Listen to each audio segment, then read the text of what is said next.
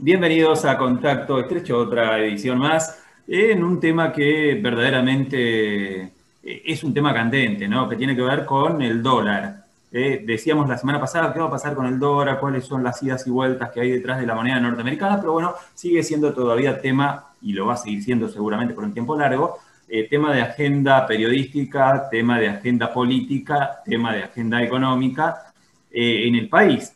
Y hoy el interrogante central que trataremos de despejar o trataremos de responder con especialistas habituales de esta emisión, que son Bernardo Dichten, que son Hugo Velázquez y también la producción general de Federico Lescano.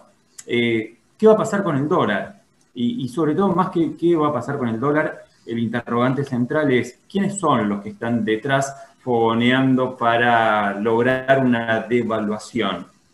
¿Y qué se va a lograr con esa devaluación? ¿Qué buscan con esa devaluación? Es decir, ¿cuáles son los principales interesados de esa devaluación y cuáles son los intereses por los cuales están desesperados por devaluar, que están presionando al gobierno de alguna u otra forma para buscar la devaluación?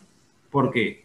Bueno, rápidamente vamos con los especialistas a tratar justamente de entender o tratar de encontrar respuestas a estos interrogantes. Bernardo, Hugo, Federico, ¿cómo les va? Buenas tardes. Buenas tardes, Hola, buenas noches. hola, buenas tardes, buenas noches o buenos días, dependen de la hora en que nos escuchen. Bien, decíamos, ¿no? El interrogante central pasa por saber quiénes son los que están detrás, por qué están fogoneando, por qué están poniéndoles tantas fichas a esta búsqueda, a esta insistencia por devaluar. ¿Quiénes son? ¿Son los poderosos de siempre? ¿Quiénes son? Más que poderoso hay que identificarlos con algún tipo de interés, ¿no? Sí, es cierto que son sectores poderosos, pero para dar una respuesta sintética a quienes están presionando con una devaluación, los sectores que están vinculados con los mercados externos, son aquellos quienes obtienen sus principales ingresos de las exportaciones, especialmente exportaciones provenientes del sector primario, aquellos que tienen algún tipo de cotización internacional, es decir, los commodities. Y obviamente todo esto está acompañado por un gran impulso mediático proveniente de ciertos medios de comunicación que, si bien sus mismos intereses no los tienen vinculados al sector externo, pero sí les interesa acrecentar su cuota de poder vía generar, por ser suave, una inquietud institucional, llamémoslo de alguna manera, ¿no? Quería agregar ahí sobre este puntito específico, quería agregar que en realidad ese grupo lo quiere llevar puesto al gobierno. Lo viene pronto, sí. Se lo quiere llevar, que no llegue al año que viene. ¿Un Si golpe de mercado no sería eso? ¿Eh? ¿Podríamos definirlo como un golpe de mercado? Por supuesto, algo muy similar a lo que en su momento sufrió el presidente Alfonsín, por ejemplo. Alfonsín recibió eso. Lo que dijo Bernardo, está pasando lo mismo que en la época de Alfonsín. Por ejemplo, que los exportadores no están presentando los certificados al Banco Central.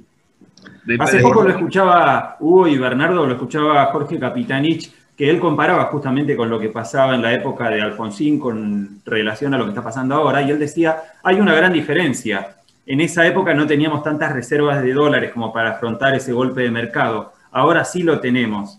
¿Es así?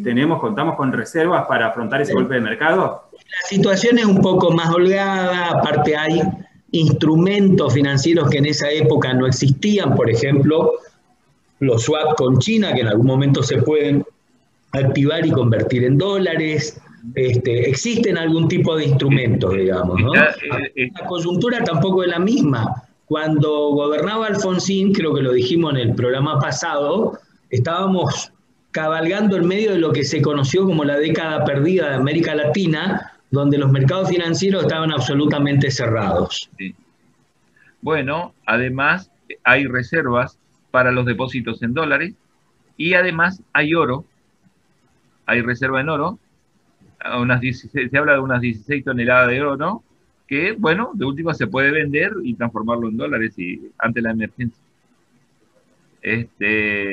Lo que sí, hoy no están default, pero están creando el clima como si lo estuviera. ¿Y qué obtienen? ¿Qué hay detrás? Para la caída del gobierno. Bernardo estaba hablando de una cuestión de intereses también, ¿no? ¿Cuáles son esos intereses? En el caso de quienes están directamente vinculados al sector externo, y especialmente quienes exportan bienes asociados con todo aquello que tenga cotización internacional, que obtienen, y bueno, está a la vista. No es lo mismo que a un exportador de soja le liquiden el precio a $1 de 82 menos el 30% actual de retenciones, a que se lo liquiden a $1 de 120, 125, 130. Claramente esa es la diferencia. Ahora, el tema es, uno dice, bueno, pero con eso se van a quedar satisfechos. No, o sea, van a volver a arremeter con lo mismo hasta que esos sectores entiendan de que el tipo de cambio vuelve a estar atrasado. Y frente a eso, ahí surge una pregunta. Hay algo muy interesante que sucedió a lo largo de estos últimos 10 días. 3 economistas que pueden aparecer bastante próximos, pero sin embargo que tienen sus diferencias, como ser Cavallo, Melconian y Orlando Ferreres, los 3 coincidieron en que el tipo de cambio está en equilibrio, no está atrasado. Inclusive Orlando Ferreres tuvo una expresión muy, pero muy interesante cuando se la entiende, y él dijo: convalidar vía una devaluación la brecha cambiaria sería una locura macroeconómica. Esa es una definición contundente, ¿no? O sea que eso nos da una idea de la puja, del nivel de la puja en la que estamos metidos en este momento. Bernardo y Hugo, ¿y qué intereses hay detrás? Porque uno supone, como vos lo graficaste, que hay un interés marcado de ciertos sectores por devaluar. ¿Qué ganan esos sectores si se devalúa?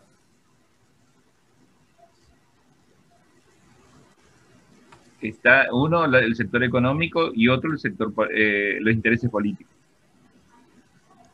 Por el sector económico, bueno, la devaluación le va a mejorar la liquidación.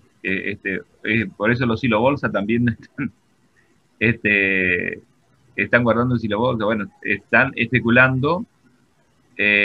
Además, en un momento interesante, porque está mejorando, por ejemplo, el precio de la soja a nivel internacional. Lo cual le daría más ganancias. Eso del punto de vista económico. Pero del punto de vista político, hay un sector que lo quiere llevar puesto al gobierno, lo quiere sacarse de encima del gobierno y poner un gobierno de corte más neoliberal. Y no le interesa este gobierno. Y vienen jugando a través de los medios de comunicación hegemónicos, etcétera, para el golpe, y vienen con todos los días te traen algún problemita nuevo, que si Cristina habla, si no habla, si dejó de hablar, si habló porque habló, si no habló porque no habló, si hizo un tweet porque hizo un tweet, cualquier cosa. ¿Pensás, Hugo, que son pretextos? Sí, enfrentamientos supuestos enfrentamientos entre Cristina y Alberto, y si Cristina lo maneja Alberto, uno es un títere del otro. Bueno, están generando permanentemente, tratando de generar conflictos y dudas del bloque dominante, digamos, que es el bloque de gobierno. Y del otro lado, hay sectores que se van a beneficiar con la devaluación. Pero es como dijimos en un post anterior, Argentina no está toda Argentina no está en el mismo barco. Ninguna provincia está en un solo barco. Sino hay sectores distintos que están en barcos distintos y con intereses distintos. Incluso en la provincia también, ¿no, Hugo? En la provincia Sí. no todos estamos dentro de ese barco No, también, ¿no? hay un sector que se va a beneficiar, el sector agroexportador va a ser beneficiado dentro de la provincia. Pero los que están ligados a la producción interna y al consumo interno, no van a ser beneficiados. Claro, unos pocos se benefician, ¿no? Los grandes exportadores, para situar un lugar geográfico, el sudoeste provincial, Charata, toda esa zona se beneficia, los grandes exportadores, y a su vez sufre el resto de la gente, se podría decir, en cuanto al consumo interno, porque los precios se dispararían, ¿no? Eso es lo que se espera con una devaluación. Claro, en el caso de que se concretara una devaluación. Claro, que el gobierno accediera a las presiones de la devaluación que le está imponiendo el poder, ¿o no? El poder económico. Sí, aunque, bueno, hasta lo último que escuché de Guzmán, la última entrevista que vi de Guzmán, bueno, hablaba de que él iba a tratar no tenía ninguna intención en devaluar. Pero de ahí a que hay rumores del otro lado, el juego político, de rumores de que en un momento va a cambiar el gabinete el presidente y va a cambiar de ministro de Economía. Bueno, otros que exigen un plan, porque quieren un plan de ajuste. Claro, ¿cuánto hay de realidad sobre esas versiones y cuánto hay de operación, no? Es todo operación. Todo operación. O lo que nosotros decíamos, jugadas políticas, decíamos antes. Son todas jugadas políticas. Hay un titular muy interesante que salió en Infobae. No tenemos por qué dejar de decir que Infobae es uno de los que está operando para una devaluación. Conforman una terna muy poderosa en este momento con Clarín y La Nación. Y el titular de Infobae decía: se descuenta una devaluación aproximada del 20%, pero el interrogante es cuándo sucederá.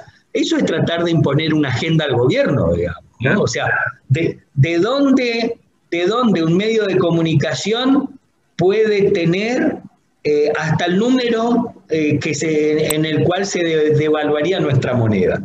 Porque una cosa es que, aún también siendo operación, una cosa es que veamos un titular que diga, está atrasado el tipo de cambio, es competitivo el tipo de cambio.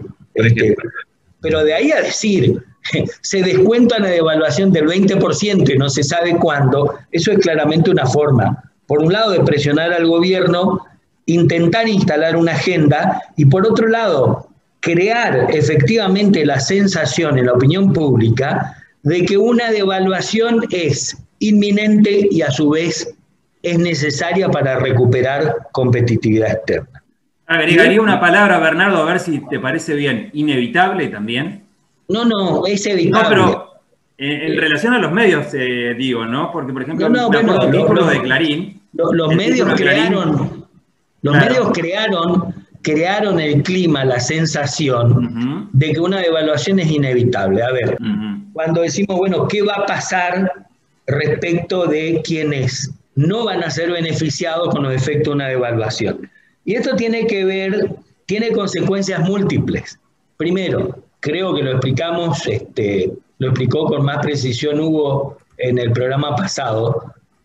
La Argentina exporta gran parte de lo que consume, con lo cual, si hay una devaluación, es inevitable que los efectos de esa devaluación se trasladen a los precios internos de los alimentos. Uno puede decir, pero no consumimos soja. El 95% de la soja que produce la Argentina se exporta. Sí, es cierto, pero la soja tracciona el valor de la tierra para arrendar, para sembrar, y necesariamente incide sobre el resto de los commodities. No nos olvidemos que, por otro lado, la Argentina también exporta trigo. Con el trigo se hace la harina, se hace el pan, montones de cosas que tienen que ver en la canasta alimenticia argentina.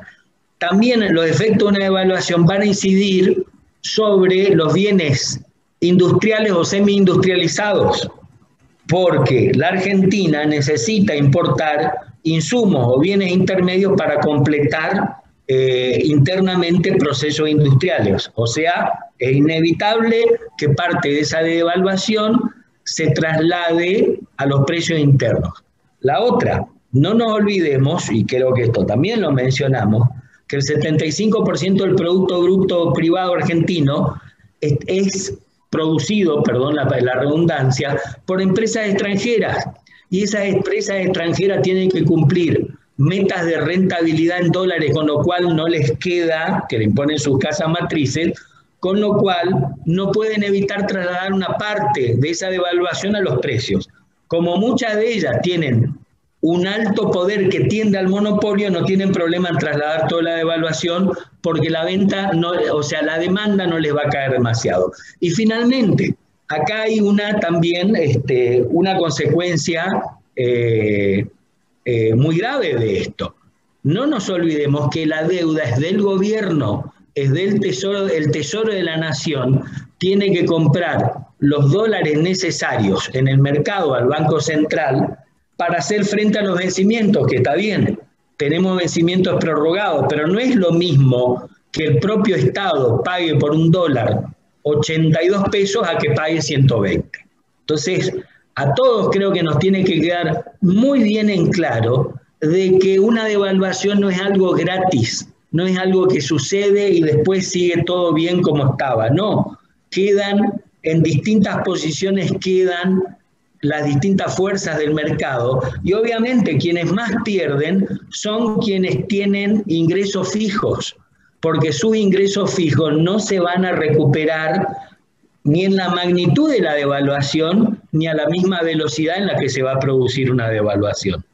Decía que hay una cuestión bien gráfica, ¿no? Un título de Clarín entre ayer o antes de ayer en la que el título era más que elocuente. El título decía: el dólar blue llega casi a 200, pero Martín Guzmán insiste en no querer devaluar. Ese era el título, palabras más, palabras menos, del diario Clarín. Ahí está hablando a las claras cómo está operando, ¿no? Bernardo, Hugo, para que justamente se dé esa devaluación. Y nunca cuenta de que hay sectores de la economía que se están recuperando, a pesar de la pandemia, como el sector de la construcción, por ejemplo, que creció en este mes. Está creciendo, estos meses está creciendo. Y eso no, esa buena noticia no no aparece en los medios concentrados, ves en otros medios, en ese no. La industria automotriz. Le digo, es muy importante la construcción porque es un mercado que engloba muchos mercados. El mercado del hierro, con mirar una pieza de nuestra casa, ya ve toda la cantidad de mercados que hay para hacer esa pieza, que están incluidos en la pieza. Desde la madera, el acero, los ladrillos, bueno, el cemento, arena, los cables eléctricos, las luces, etcétera, etcétera, etcétera. Bueno, por eso siempre cuando hay depresión o una recesión, es el mercado que primero se ataca para empezar a mover que el Estado, por ahí, haciendo obras públicas, por ejemplo, es un buen vínculo como para empezar a mover toda una economía en recesión. El mercado de la construcción y del automóvil. Claro, Hugo, marcaste hoy que el mercado interno, si se da esa devaluación, se puede resentir. ¿Esto qué implica? ¿Un golpe, por ejemplo, al bolsillo de los trabajadores? ¿Los precios otra vez se disparan para arriba? Sí, totalmente, y eso se traduce en menor consumo. Al tener menor capacidad de adquisición los consumidores, y bueno, eso van a comprar más. Y les cuento que el PBI argentino, gran parte es consumo. Casi el 80% del PBI es consumo. Hugo, al caer el consumo, ¿cae también la coparticipación, puede ser? Van a caer la recaudación impositiva. ¿Por qué? La principal ingreso es el IVA del Estado, y bueno, eso se ve a través del consumo. Y la provincia con ingresos brutos, por ejemplo. Y al ver menos venta, va a haber menos IVA y menos ingresos brutos. Para la nación, claro, y al haber menos IVA, menos ingresos brutos, hay menos recaudación y hay menos entonces coparticipación federal, ¿entendí Claro. bien? Y más déficit del Estado. Sí, hay que ver si el traslado a precios de la devaluación va a alcanzar a compensar lo que se va a perder vía caída del consumo, Claro. ¿no?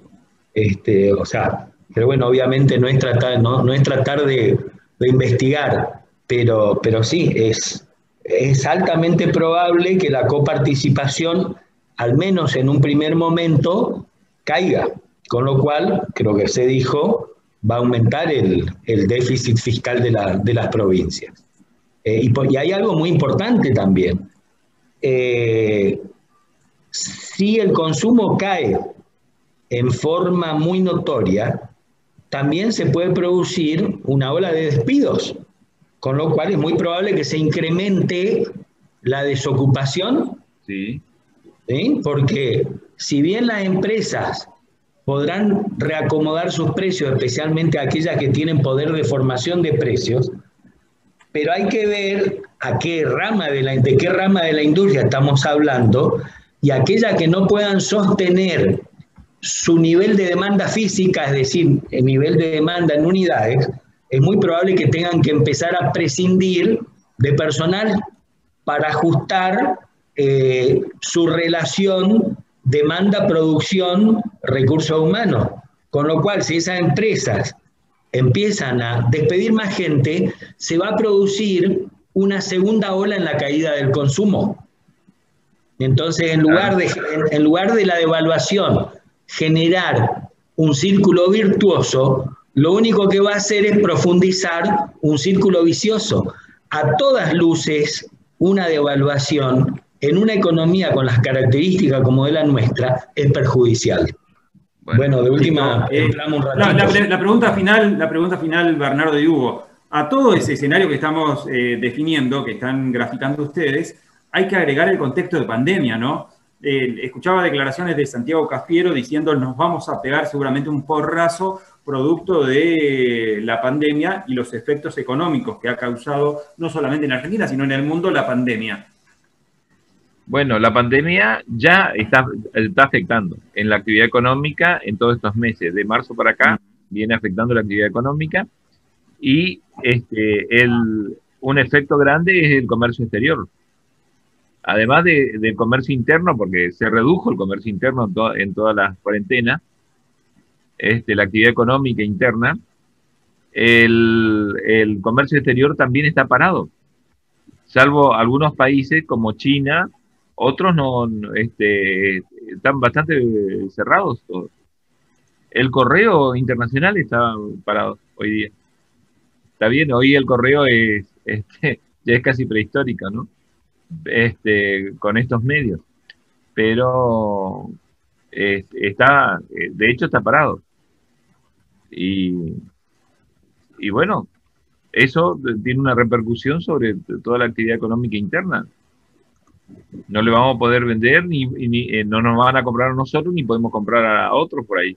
Depende qué bienes, algunos podemos conseguirlo y otros no vamos a poder conseguir en el exterior, y a algunos países le vamos a poder vender y a otros no, hasta que se vaya más o menos regulando la actividad económica. Yo le asimilaba a la crisis del año 30, donde se cerró el comercio internacional, es muy parecido. Y a todo eso, perdón, se le agrega algo que tiene que ver en forma directa con la pandemia, que es la necesidad del Estado de destinar mayores recursos que están más escasos a la atención de la infraestructura sanitaria para enfrentar la pandemia. No nos olvidemos, con todas las críticas que se puedan hacer, si cuarentena larga o no, todo eso dime y direte, pero no nos olvidemos que el esfuerzo que hizo el sector público para ampliar la capacidad de respuesta del sistema sanitario fue muy grande, fue un esfuerzo titánico. Prácticamente se aumentó en un 50% la capacidad de camas de terapia intensiva, y no nos olvidemos que una cama de terapia intensiva no es únicamente una cama especial, una cama en un lugar especial rodeado por montones de aparatos que monitorean montones de funciones vitales del cuerpo humano, amén de la dificultad con los recursos humanos que no se expanden tan rápido, construcción de hospitales. Entonces, todo eso se hizo con recursos que en muchos casos el Estado no disponía, hubo que recurrir al financiamiento del Tesoro por parte del Banco Central, y por otro lado eso también significa tener que dejar de inyectar recursos en otros sectores de la economía para expandirla. Eso es muy importante, destacar ese tema. O sea que en definitiva, frente a esta pregunta, las consecuencias económicas de la pandemia vienen por partida doble de alguna manera. Pero hay que dejar en claro, no es Argentina el único país que va a salir afectado. Si bien, como dijo Hugo en algún momento, esperemos que se termine el año para saber verdaderamente cuánto va a ser la caída del Producto Bruto Interno, pero el mismo Fondo Monetario Internacional estima que la eurozona en su conjunto, o algunos países de la eurozona, como España, van a caer en la misma magnitud que va a caer la Argentina. ¿Sí? O sea que hay que erradicar por completo esa idea de que el único país que va a salir tan afectado va a ser la Argentina. No es así de ninguna manera. Claro, Argentina no es una singularidad en este tema. Exactamente. No es un caso especial, lamentablemente, porque un afecto nos afecta a nosotros y le afecta a otros. Cosas positivas, que por ejemplo que se hizo en la pandemia, bueno, se vio elementos que Argentina fabrica. Por ejemplo, respiradores. Hay 3 empresas que fabrican respiradores. Los otros latinoamericanos que venían, los peruanos, estaban impresionados. ¿Qué, Argentina? ¿Ustedes fabrican respiradores? Y sí. Bueno, y el Estado tuvo que hacer un acuerdo con las 3 empresas para proveerse de respiradores para los hospitales. Y una cosa muy valorable, que es cuando estábamos hablando la otra vez de largo plazo, que venimos haciendo bien hace tiempo, por ejemplo, la formación en investigadores científicos que en 14 días pudieron hacer hisopados, un nuevo hisopado, Made in Argentina, y eso nos transforma en el 8º país, Guarda, todo el mundo no hace hisopados. La noticia de esta semana fue que Panamá está importando ahora los hisopados argentinos y que Canadá, país del primer mundo, autorizó para importar los hisopados argentinos. Bienvenidos al mundo de las buenas noticias de Hugo Velázquez. Gracias, Hugo, por estar. Bien, esto ha sido todo con Contacto Estrecho, un acercamiento a la política, a la economía, en donde, como siempre, se tratan de tocar temas inherentes al mundo, al campo económico, con mucha profundidad. Queda a las claras. Será pues hasta la próxima emisión.